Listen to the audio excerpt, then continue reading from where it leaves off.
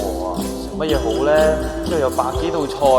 邊樣先好食啊？我哋嘅餐牌咧就真係有啲客人咧就同我哋數個餐牌，總共有150-160道菜嘅。咁當然道菜我都中意啦，因為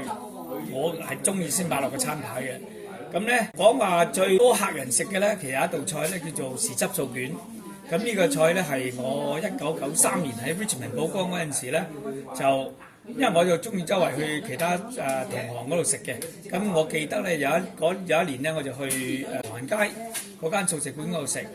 咁嗰個啱佢哋出到新嘅菜，又係用呢個腐皮喎整出嚟喎，即係呢啲咁腐皮捲埋嘅腐皮，但係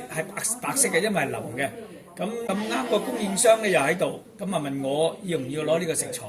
我好啊，咁佢第二日攞呢個材料嚟啦。咁我睇到我就同個大廚講，我話琴日食就白雪雪嘅，因為嗰啲腐皮白色啦、腍㗎啦，啲汁佢係用奶油啊，又白㗎啦。又加津白又白咁變咗成碟嘢白嘅，咁我話我就想有特色一啲，咁個大廚就話不如咁啦，又係攬少份炸啦，炸完之後先至炒啦，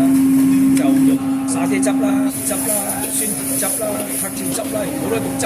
炒咗埋幾碟唔同嘅出嚟，咁然後咧我哋試過都係豉汁最多人食，因為有啲人又唔食酸，有啲人唔食辣啊咁樣，變咗嗰碟咧就係最多人中意食嘅，咁就擺咗上餐牌叫做豉汁素卷。直至到幾年前，即係話由93年直到幾年前，即係20幾年嚟咧，